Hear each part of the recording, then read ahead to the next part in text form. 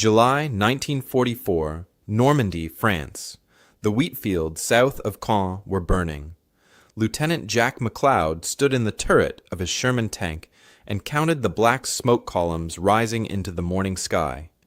1, 2, 3.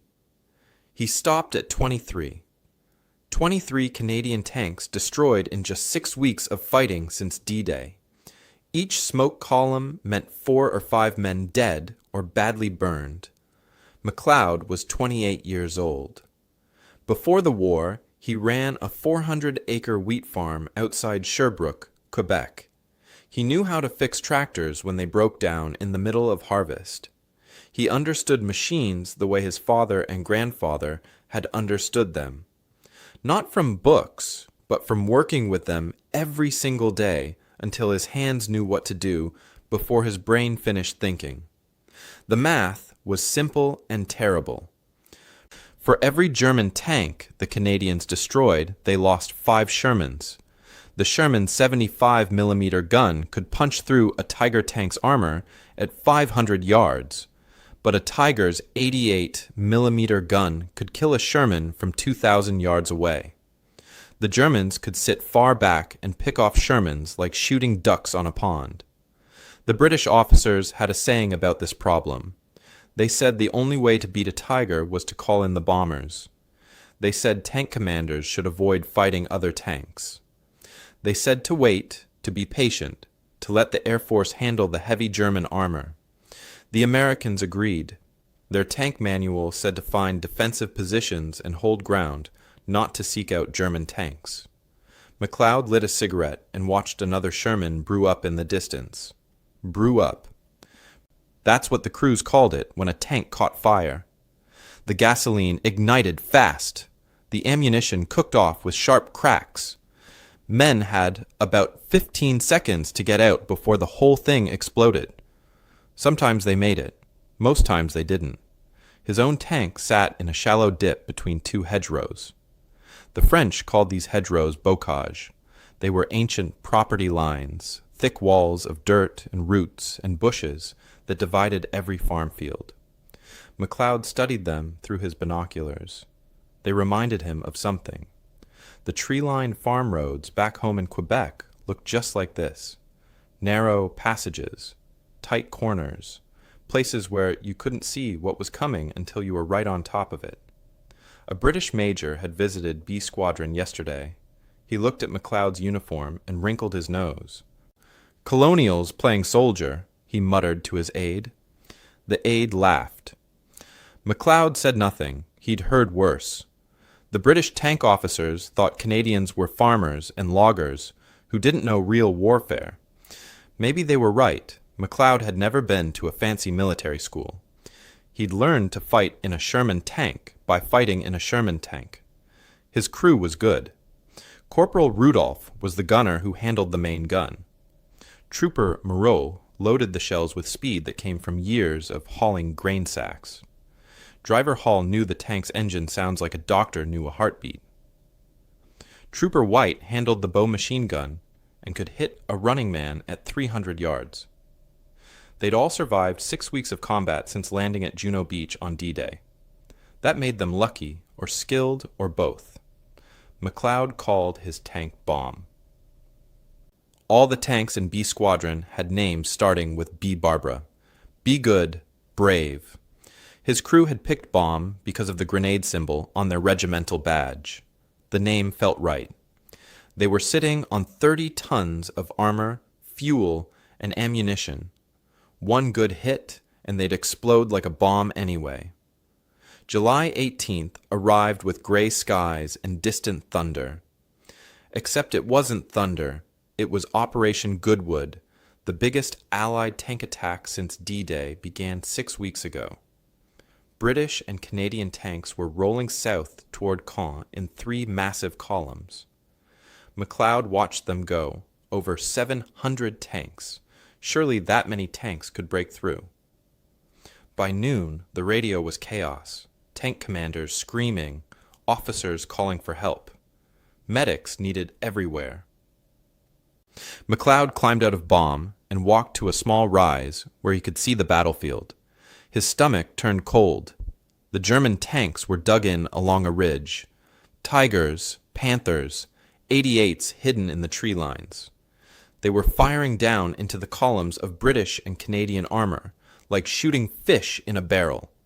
The Shermans tried to shoot back, but the range was too far. Their shells bounced off the German armor or fell short. The Tigers didn't miss. Every shot found a target. McLeod counted the burning hulks. 50, 70, 100. The number kept climbing. By the time the attack stalled and the survivors pulled back, 200 Allied tanks sat destroyed in the open fields. 200 tanks gone in one morning. B Squadron got orders that evening. Tomorrow they would join the attack. McLeod gathered his crew around Baum as the sun set. Hall was cleaning the engine filters. Morault was organizing ammunition. Rudolph was checking the gun's hydraulics. White was writing a letter home. McLeod pulled out his map and spread it on Baum's front armor. He pointed to the open ground where all those tanks had died today. "They want us to cross this tomorrow," he said. His crew stopped working and gathered around. They looked at the map. They looked at the smoke still rising from the day's battle. Nobody said anything for a long moment. "The British way isn't working," McLeod said. "The American way isn't working. Charging across open ground at dug-in Tigers isn't working." He traced his finger along the hedgerows on the map. "But look at this. These bocage rows. They're tight. They're covered. They're just like the farm roads back in Quebec." Rudolph squinted at the map. "You want to ambush them?" "I want to stop fighting their war," McLeod said, "and start fighting ours." White looked up from his letter. "The major said to follow doctrine, stay in formation, advance in line." McLeod folded the map and looked at his crew. "Doctrine says we should all be dead by now. We're farmers and factory workers. We fix machines. We know ground. We don't know fancy tactics, but we know this. You don't fight a bear in an open field. You fight it in the woods where size doesn't matter as much." He tapped the map. "These hedgerows are our woods." The question hung in the air between them, unspoken but understood. Could a farm boy's intuition beat the experts? Could 5 Canadians in a 30-ton Sherman change the mathematics of a battle they were supposed to lose? That night, while his crew slept, McLeod sat in Baum's turret thinking about machines. Back on the farm, when a combine broke down during harvest, you didn't call the dealer and wait 3 days for a part. You fixed it with what you had: wire, spare bolts, sometimes a piece of wood hammered into place. The Sherman was the same way. It wasn't the fanciest tank, it wasn't the most powerful, but it was reliable. It could be fixed. It could keep working when fancier machines quit. He pulled out a notebook and started writing. His rules. Not the kind they taught at military school, the kind a farmer learned from 20 years of working land and machinery. Rule 1. Never fight in open ground. Just like you never tried to plow rocky soil. You'd break your equipment and waste your time. Find the soft ground. Find the covered ground. Rule 2. Use the terrain like you use farm equipment. Those hedgerows weren't obstacles. They were windbreaks. They were cover. They were natural walls that could hide a 30-ton tank as well as they hid a tractor. Rule 3. Get close before you shoot. A Sherman's gun could punch through a Panther's side armor at 150 yards. That close, the German tanks couldn't turn their turrets fast enough.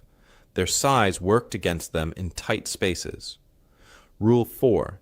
Keep the same crew. On the farm, a harvest team worked together for years.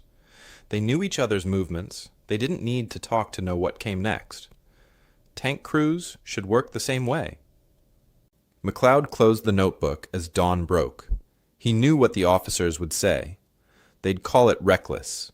They'd say he was gambling with men's lives. But those same officers had just watched 200 tanks burn, following their textbook tactics. 4 days later, B Squadron got their chance. July 22nd. The regiment moved to positions near a village called Saint-André-sur-Orne. German infantry was pushing south with tank support. B Squadron's job was to stop them. McLeod found an orchard on the edge of town, apple trees in neat rows, a low stone wall running along one side. Perfect. He positioned bomb behind the wall, where the trees made shadows even in daylight. He had Hall drive forward until the gun barrel barely cleared the wall. From the road, you couldn't see them. They were just another dark shape in the orchard. The other tanks in the squadron spread out using the hedgerows and farm buildings. 15 Shermans total. McLeod radioed each commander. Nobody fires until I do. Wait until they're close. Wait until you can't miss. The wait felt like hours. Morault checked and rechecked the ammunition. 75mm shells stacked in their racks. High explosive. Armor piercing. White smoke rounds for marking targets. Rudolph tested the turret traverse. Left, right, smooth and quiet. Hall kept the engine running low. Just enough power to move fast if they needed to. The sound came first. The squealing grind of tank tracks on pavement. Then the shapes. German Panzer. Mark IVs. Big and boxy. Their long guns swinging back and forth as they scanned the roads. Behind them, infantry in half tracks. Behind them, something bigger. McLeod felt his mouth go dry. Panthers. 3 of them. 45-ton monsters with sloped armor that could bounce off most Allied shells. The lead Panzer rolled past at 200 yards, then 150. McLeod watched through his periscope. His hand gripped the radio switch. Wait, 100 yards. The Panzer's turret faced forward. The crew inside had no idea 15 Shermans were hidden in the orchards and hedgerows around them. Fire, McLeod said. Rudolph fired. The 75mm gun kicked back with a boom that shook the whole tank. The smell of cordite filled the turret. Through the smoke, McLeod saw the armor-piercing round punch into the Panzer's side. Sparks. Then flame. The Panzer lurched to a stop. All around the orchard, Shermans opened fire. The Germans never had a chance to return fire properly. They were bunched on the road. They couldn't see where the shots came from. 15 tanks shooting at once from 3 sides. It wasn't a battle. It was a slaughter. 30 minutes. That's how long it lasted. When the smoke cleared, 15 German tanks sat burning. 2 of those kills belonged to bomb. McLeod's crew had reloaded and fired 6 times. The gun got so hot they had to pour water on it. But the cost came too. 10 of B Squadron's 15 Shermans took hits. Some burned, some threw tracks, some lost crew members to shrapnel. Only 5 tanks could still fight. Bomb was one of them, not a scratch. The British Major General arrived that evening. He looked at the destroyed German tanks. He looked at McLeod. That was reckless gambling, Lieutenant. You positioned your tanks in ambush instead of maintaining formation. You ignored doctrine. You got lucky this time, but luck runs out. McLeod said nothing. He'd learned that arguing with officers was pointless. But Lieutenant Colonel Mel Gordon saw something different. Gordon commanded the whole Sherbrooke Fusiliers Regiment. He was older, maybe 45, with gray in his hair and scars from the last war. He walked the battlefield counting German tanks, counting Canadian tanks, doing the math. That night Gordon found McLeod cleaning his gun. Your crew has a 100% survival rate, Gordon said, and more confirmed kills than any other tank in the regiment. I don't care what the British think. I care what works. He lit a cigarette and handed one to McLeod. You have tactical autonomy, Lieutenant. Fight your farm boy war. McLeod felt something release in his chest. Permission, finally. Over the next week, McLeod taught the surviving crews his system. They gathered in a barn where they could spread maps and draw diagrams. He showed them how to read the ground, how to find positions before dawn, how to punch firing holes through stone walls using pickaxes and pry bars. The chateau at La Jalousie had walls 3 feet thick. McLeod's crew spent a night knocking holes through that stone. Come morning, they had perfect firing ports that looked like windows from outside. He taught them to coordinate with infantry. The foot soldiers could scout ahead and radio back German positions. They could protect the tanks from enemy infantry with grenades and rifles. He taught them to target the tracks first, then the turret. A tank without tracks couldn't chase you. A tank without a turret couldn't shoot back. He taught them to move after every engagement, fire from one position, relocate immediately. The Germans would shell the first position. You'd already be gone. Farmers called it crop rotation. Tank crews should call it survival. The numbers started mattering.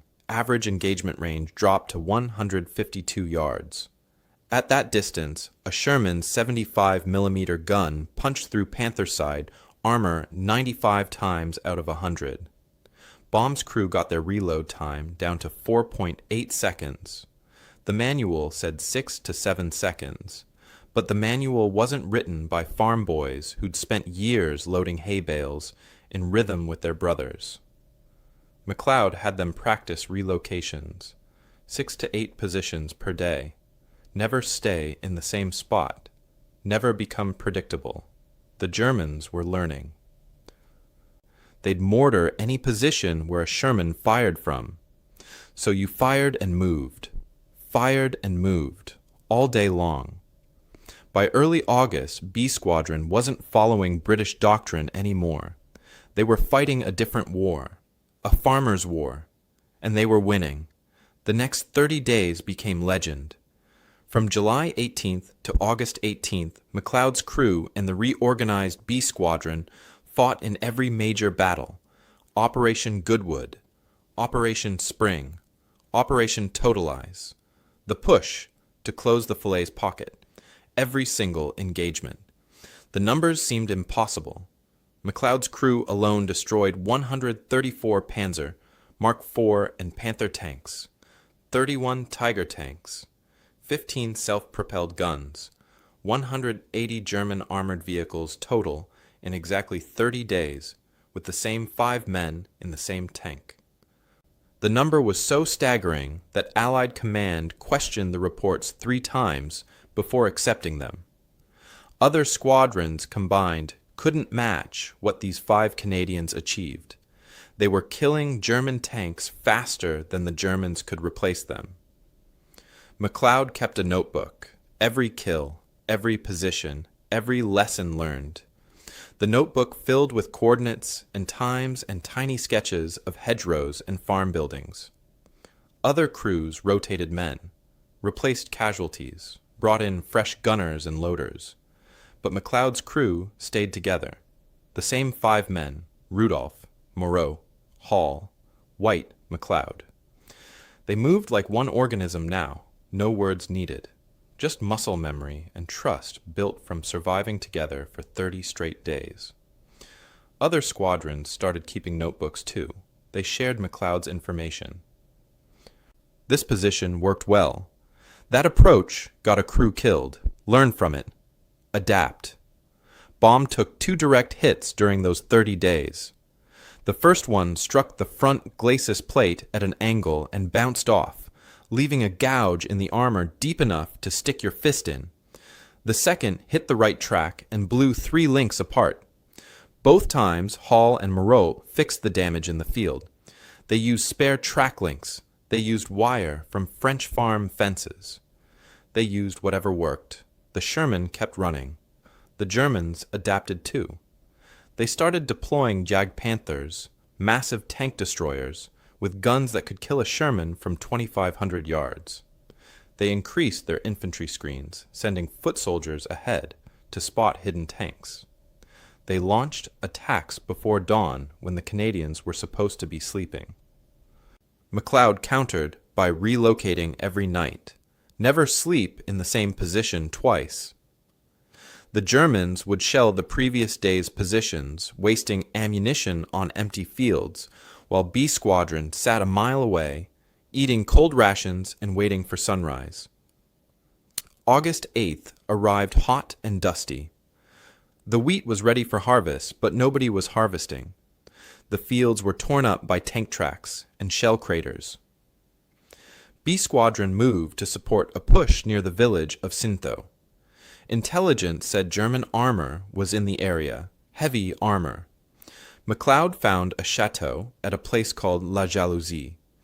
The building sat on a small rise with good sight lines down the main road. A stone wall 10 feet high surrounded the property. Perfect. His crew spent the night punching holes through that wall with sledgehammers and pickaxes. Brutal work that left their hands bleeding and their shoulders aching. But by dawn, they had firing ports that looked like decorative windows from the outside. 10 to 12 tanks from a squadron joined them. 2 were Fireflies, Shermans, with the big British 17-pound gun. Everyone positioned inside the chateau grounds, guns pointing at the road, waiting. The radio crackled at 12:30.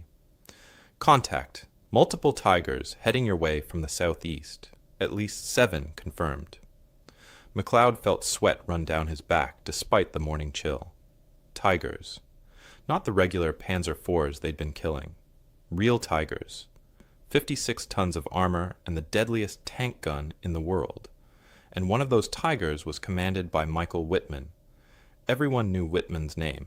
The newspapers called him the Black Baron. 138 confirmed tank kills. He'd destroyed 14 British tanks in 15 minutes at a place called Villers-Bocage back in June. The man was a legend. German propaganda posters showed his face. Knight's Cross around his neck. Oak leaves added later. He was everything the Nazi war machine wanted to show the world. Now he was coming down this road. McLeod watched through his periscope. The ground rumbled, not from explosions, from the Tigers themselves. 7 of them rolling in a column, turrets swinging, commanders standing in their hatches scanning for threats. Behind them came more tanks, Panzer Mark IVs, half-tracks full of infantry, a Jagdpanther bringing up the rear. The lead Tiger was 500 yards out, 400, 300. McLeod's hand gripped the radio switch. His mouth was dry. Every instinct screamed to fire now, to shoot before the Tiger spotted them. But 500 yards wasn't close enough, not for a Tiger's front armor. 200 yards. The Tigers kept coming, totally unaware. They thought they owned this road. They thought no Allied tank would dare challenge them head-on. 150 yards. The lead Tiger's massive gun barrel swung left, then right, searching, not finding. The commander in the hatch held binoculars to his face. "Fire," McLeod said. Rudolph fired. The 75mm gun roared. Through the smoke and flame, McLeod saw the armor-piercing shell cross the distance in a heartbeat. It struck the Tiger's side armor just below the turret ring, the place where the armor was thinner, the place where ammunition was stored. For 1 second, nothing happened. Then the Tiger erupted. The sound hit first, not the crack of Bomb's gun firing. That was loud but expected. This was different. This was the sound of 75 tons of ammunition and fuel detonating at once. Moreau would later say it sounded like God slamming a door. The whole earth shook. Black smoke mushroomed 200 feet into the sky. Through the firing port in the stone wall, McLeod watched the Tiger's turret separate from the hull. 56 tons of metal, and the explosion had enough force to rip the turret completely off. It spun through the air like a coin flipped by a giant. It tumbled end over end, climbing higher than the chateau roof, then crashed down into a wheat field 300 feet away. The turret hit the ground upside down and bounced once before settling into the dirt. The turret landed in wheat, the same variety McLeod grew back home. He recognized the color. the way the stalks bent but didn't break.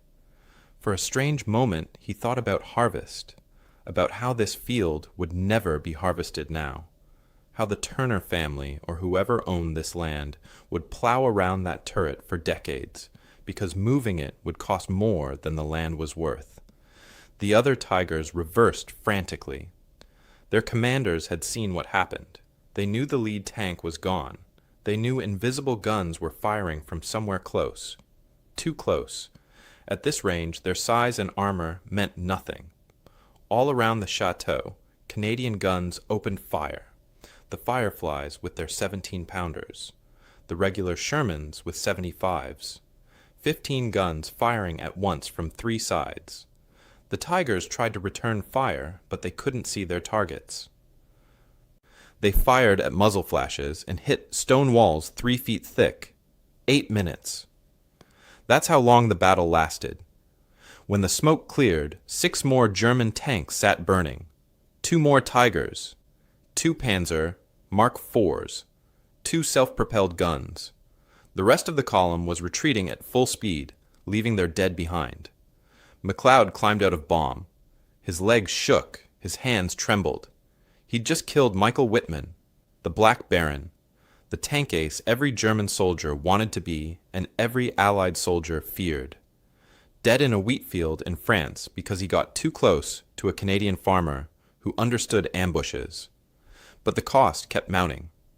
Of the 45 original Sherman commanders who landed on D-Day with the Sherbrooke Fusiliers, only 12 were still alive by mid-August, men McLeod had trained with.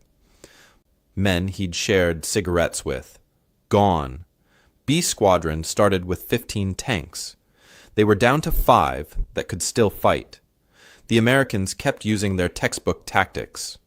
Engage at 800 yards with the newer 76mm guns. Better penetration than the 75, but still not enough.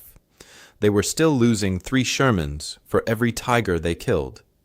The British requested heavier tanks. Churchills with thicker armor. Cromwells with better speed. It didn't matter. Heavier armor meant slower speed. The Germans could still kill them from distance. Speed without protection just meant you died faster. Only the Canadian tactics worked.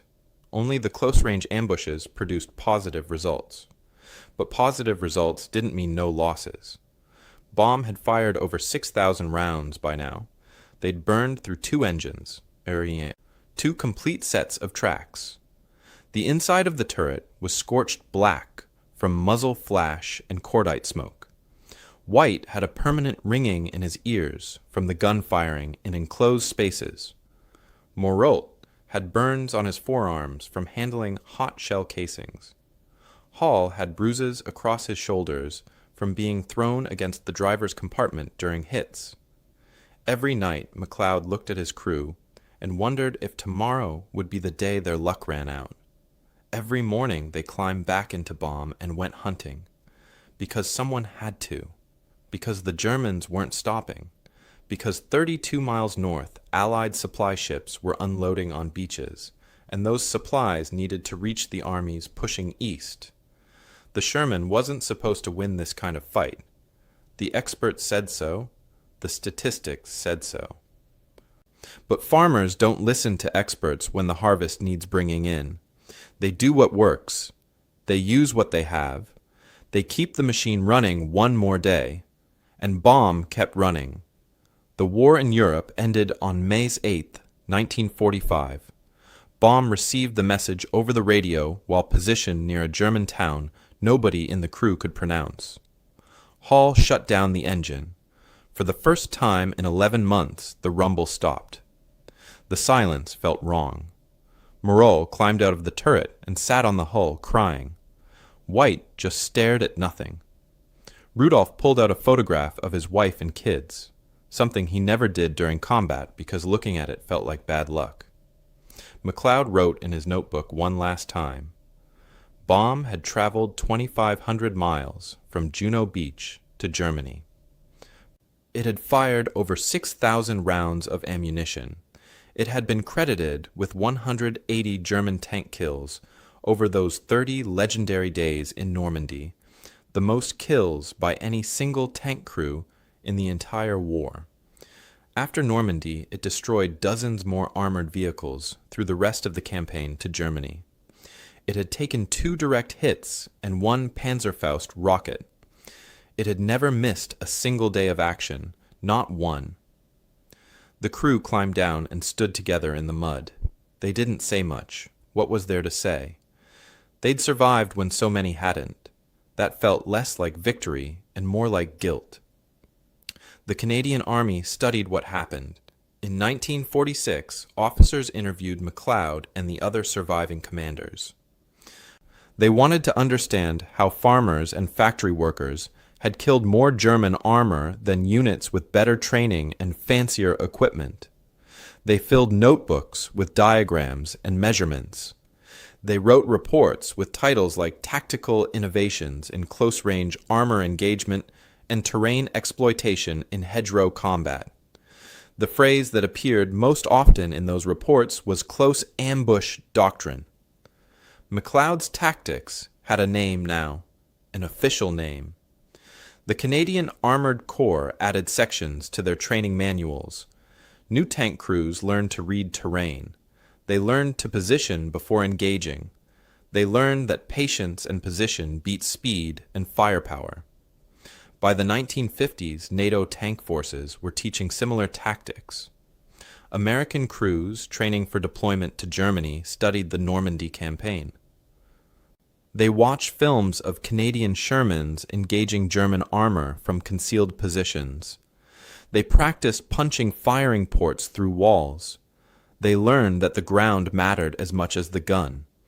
Israeli tank forces in 1967 and 1973 credited Canadian tactical innovations in their own training. When Syrian tanks attacked across the Golan Heights, Israeli commanders used ambush tactics that looked remarkably similar to what MacLeod had developed in Norman orchards: hide, wait, strike from close range where armor advantage disappears. The principle worked in desert wadis the same way it worked in French hedgerows. The experts finally admitted what MacLeod had known all along.